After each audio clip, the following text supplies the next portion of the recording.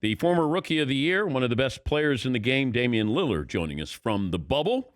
Morning, Damian. How's life in the bubble? Good morning, man. Life in the bubble is pretty smooth.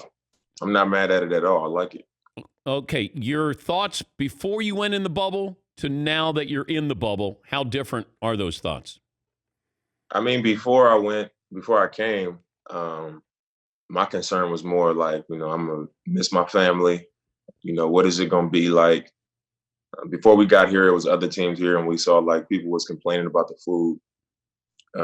So I was just like, what is it gonna be like? Is it gonna be, a bad situation? Are we able to really pull this off? And then when I got here, I was like, I mean, this is more than comfortable. Like they Are provide meals. It's like a schedule that we on. Everything is flowing smooth.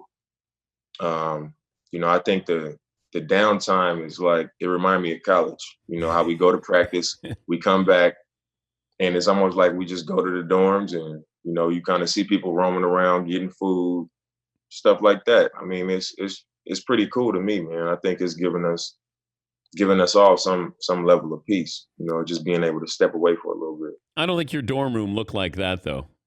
It did not. It was similar. Hey, at Weber State, we had some pretty nice dorms. We had a 4-bedroom, 2-bathroom, 4 people to them, a kitchen, a living room, and stuff like that. Even though this not that big, we had pretty nice dorms.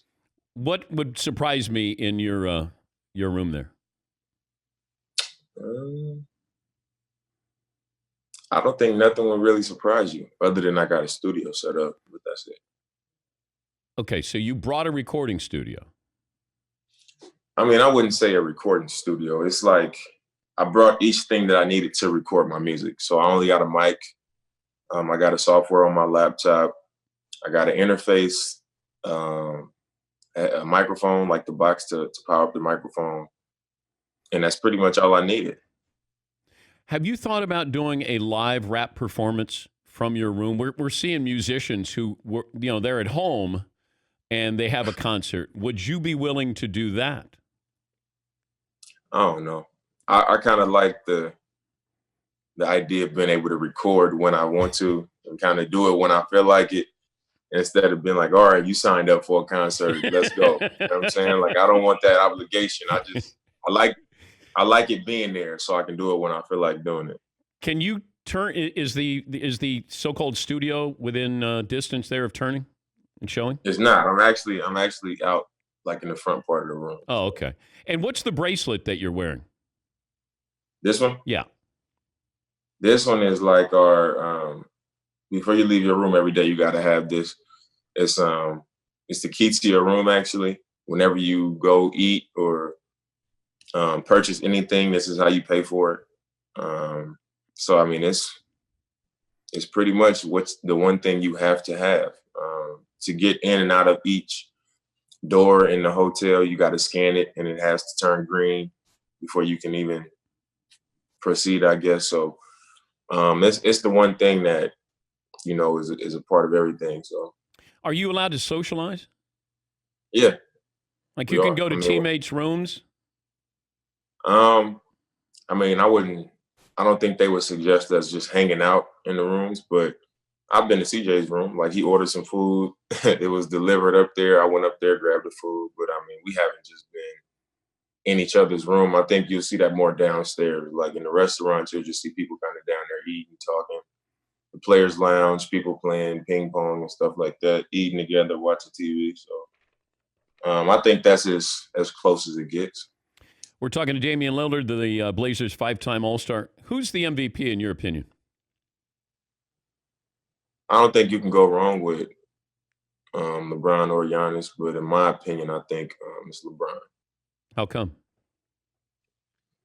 Just because he's the number one, they're the number one seed in the Western Conference, and I feel like he's had a dominant season to be.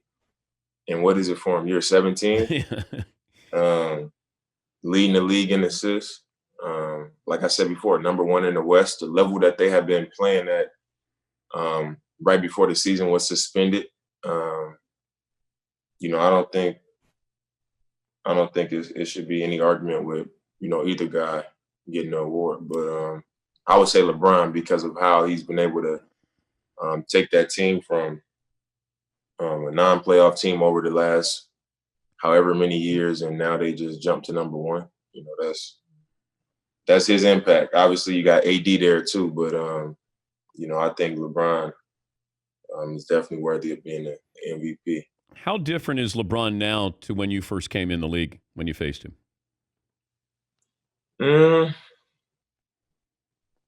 I think when I first came in the league, he still, it's weird because he's still like super fast and athletic. But when I came in the league, it was unbelievable. And I think that's the biggest difference. You know, he's older now. He's always been a thinker, a smart player, a heady player. And now I think that's even heightened. But he's less speed and athleticism and power, I guess, and more of a cerebral, pick his spots, manipulate the game, control the game, and use his athleticism and his gifts and spurts. A lot of people jumping on the Blazers bandwagon here, Damian. That you guys, I want him to stay off. You know what I mean? Why? You know what I'm saying? You want to be sneaky? You want to be quiet, stealth? No, I want to just let it happen. You know what I mean? I want to go out there and let our play decide it. I don't want people to start saying, "Oh, the Blazers can beat the Lakers," and the Blazers this. We got a lot of work to do to even put ourselves in that position. So, we don't want people giving people bulletin board material and all that type of stuff. It don't really make me no difference, but I'd much rather float under the radar and just show up and do what we got to do. Do you have a basketball in your room? I don't. Jimmy Butler's dribbling the ball. I guess somebody was complaining about him dribbling the ball at early in the morning. Man, I guess I heard that, but I mean, I don't really hear nothing. So our floor is pretty quiet. But I mean, I see a lot of people out and about when I leave my room. So, pretty early, teams got meetings, they got breakfast set up for us. So it's hard for me to see somebody complaining about somebody dribbling the ball. How are the games going to feel? You have any idea? I really don't know. I visited one of the I guess arenas that we're gonna be playing in, and it was a nice setup. You can tell they put a lot of effort into building it out and trying to make it as normal as possible. But it's definitely gonna be a different feeling. Well, I think it's going to look good on TV. I just don't know how it's going to feel. If it's going to be like That's what I'm more thinking about, how it's going to feel, because I was actually on the court and it felt smaller. Our bench was like, seats weren't right next to each other. They were like kind of like spaced out. I heard we're gonna have to wear masks on the bench and stuff like that. So, oh man, it's gonna be different. Well, don't you guys have? I heard you had timeout chairs. That when there's a timeout, they're going to roll chairs out, and then you sit down, and then they take the chairs, and then they clean them for the next timeout. Did you hear that? I didn't hear that. I do know that we're gonna have assigned seats. So whatever seat you sit in to start the game, that's gonna be your seat the entire game. And it's also, I saw like chairs like near the baseline. Yeah. And it was like 4 chairs. And it was like, if you want to have a conversation with one of your teammates or one of the coaches, you got to leave the bench and walk down there and sit in those chairs and talk. And then they clean them when you leave. And then whoever else needs to talk, they got to keep going down there. And I was just like, man. That's why when people say, when they say, oh, there'll be an asterisk by this, whoever wins. And I said, it'll be tougher to win a title, it feels like, in the bubble than it would during a normal season. No, I agree. I agree, because I think it's a lot of things that guys are used to having that makes them comfortable, that makes them go, like family, for example, or friends, or, being able to go having the freedom to go out to eat with your people and, whatever it might be, being in the comfort of their own bed and at home, stuff like that. And it won't be there.